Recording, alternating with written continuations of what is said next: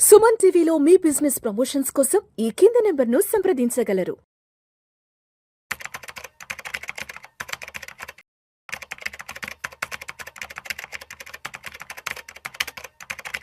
Hello నమస్తే welcome. ప్రస్తుతం మనతో పాటు స్టూడియోలో certified personal financial planner Sairam గారు ఉన్నారు. వీరితో ఈరోజు కొన్ని విషయాల గురించి మనం డిస్కస్ చేద్దాం. హలో అండి సాయిరామ్ గారు. నమస్తే madam. Yeah, so last time మనం డిస్కస్ చేసినప్పుడు 15 ఇయర్స్లో 1 CRని ఎలా ఎర్న్ చేయొచ్చు అనేది చెప్పారు. బట్ చాలామంది 15 ఇయర్స్ వరకు ఆగలేకపోవచ్చు. అంత లాంగ్ టైం అంటే అది కొంతమందికి ఎక్కువ టైం అనిపిస్తూ ఉంటుంది. సో అలాంటప్పుడు 10 ఇయర్స్లోనే మన పోర్ట్ఫోలియోని ఒక 1 CR వాల్యూడ్ చేసుకోవాలి అంటే ఎలా అసలు? సో ఈ రోజుల్లో చాలా మంది క్లయింట్స్ దగ్గర నుంచి 1 CR అనే మాట చాలా కామన్గా వింటున్నానండి. సో నేను 1 CR టర్మ్ పాలసీ తీసుకున్నాను, 1 CR పెట్టి అపార్ట్మెంట్ కొన్నాను, 1 CR హెల్త్ పాలసీ తీసుకున్నాను, అంటే నేను పోర్ట్ఫోలియో ఇన్వెస్ట్మెంట్ స్టార్ట్ చేస్తున్నాను, నా పోర్ట్ఫోలియో 1 CR చేయాలనుకుంటున్నాను. ఇలాంటి కామన్ టార్గెట్స్ వస్తున్నారు. అన్నింటిలో కామన్గా 1 CR అనే వర్డ్ అయితే నాకు ఎక్కువగా వినిపిస్తుంది. సో మనం కరెక్ట్గా ప్లాన్ చేసుకుంటే కనుక 10 ఇయర్స్లో ఈ 1 CR అనేది పోర్ట్ఫోలియోని క్రియేట్ చేయొచ్చు. Okay okay. మనకేంటంటే ఈ ఫినాన్షియల్ అసెట్స్లో 1 CR కనుక క్రియేట్ చేయాలంటే most important thing is the discipline. So మనం సింపులెస్ట్గా మ్యూచువల్ ఫండ్ అనే ప్రోడక్ట్తోనే చూద్దాం.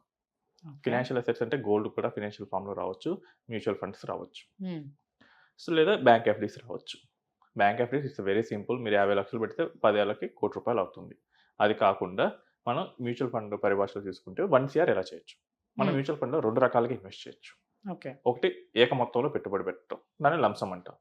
2 క్రమానుగత పద్ధతిలో పెట్టుబడి పెట్టడం, అంటే ఎవ్రీ మంత్ కొంత కొంత కొంత ఎస్ఐపి అంటాం.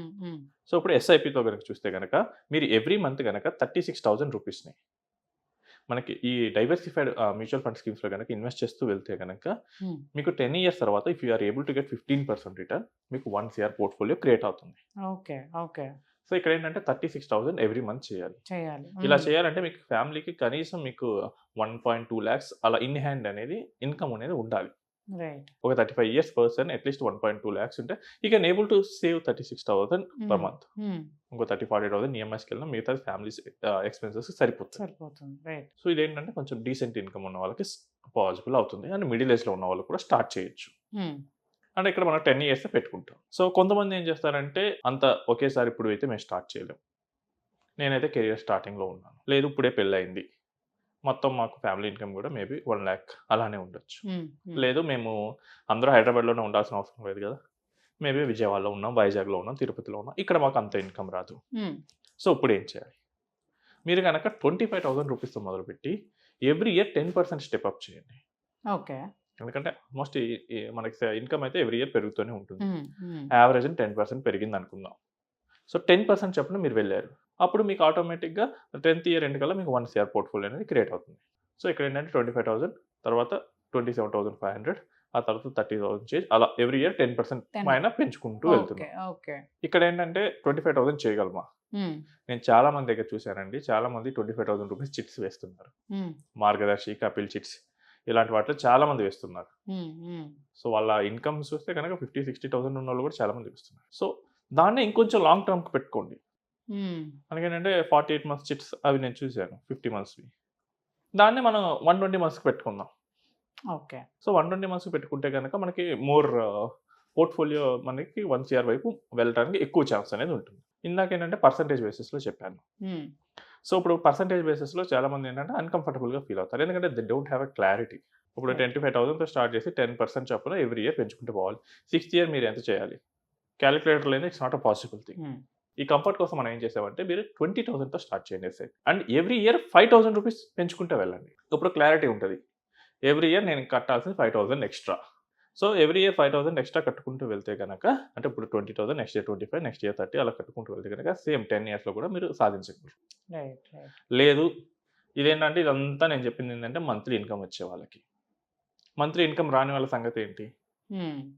సో వీళ్ళు ఏం చేయాలంటే ఒకవేళ బిజినెస్ వాళ్ళు ఉన్నారు, లేదా అగ్రికల్చర్ బేసిస్ వాళ్ళు ఉన్నారు, సో వీళ్ళు ఏం చేస్తారంటే అట్లీస్ట్ ఒక ₹4 lakhs ఎవ్రీ ఇయర్ మీరేం చేయాలంటే ఏక మొత్తంలో మీకు వచ్చినప్పుడు, మేబీ మీకు క్రాప్ అమౌంట్ వచ్చినప్పుడల్లా, లేకపోతే బోనస్ వచ్చినప్పుడల్లా, లేకపోతే మీకు బిజినెస్ నుంచి ప్రాఫిట్ వచ్చినప్పుడల్లా మీరు తీసుకొని మ్యూచువల్ ఫండ్లో ఇన్వెస్ట్ చేసుకోండి.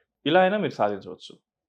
లేదు నేను ఓన్లీ వన్ టైం చేయాలనుకుంటున్నాను, ఇక తర్వాత నాకు అక్కర్లేదు అనుకుంటే కనుక మీకు ఎక్కడైనా 25 lakhs కనుక అమౌంట్ కనుక ఏదైనా సేల్ చేసినప్పుడు వచ్చినా లేకపోతే ఇన్హెరిటెన్స్గా వచ్చినా కానీ మీరు ఇన్వెస్ట్ చేయండి. ఓకే. 10 yearsలో మీకు ఆటోమేటిక్గా అదే 1 crore అవుతుంది. సో ఈ జర్నీ చెప్పినంత సింపుల్గా అయితే ఉండదండి. సో వీళ్ళు స్టార్ట్ చేసిన వెంటనే మార్కెట్ 3 రకాలుగా బిహేవ్ చేయొచ్చు. ఒకటి పెరగొచ్చు, 2 పడవచ్చు, 3 అక్కడే ఉండొచ్చు. అవును, అవును.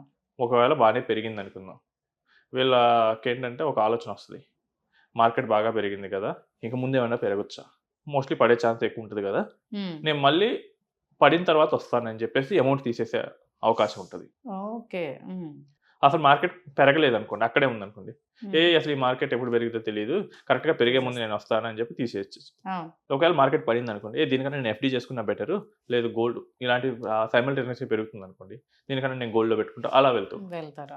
మార్కెట్ మన పేషెన్స్ని టెస్ట్ చేస్తుందండి. ఇక్కడ మార్కెట్లో ఎవరైతే ఎక్కువ పేషెంట్గా ఉన్నారో వాళ్ళకి మాత్రమే రిటర్న్స్ తీసుకునే అర్హత ఉంటుంది.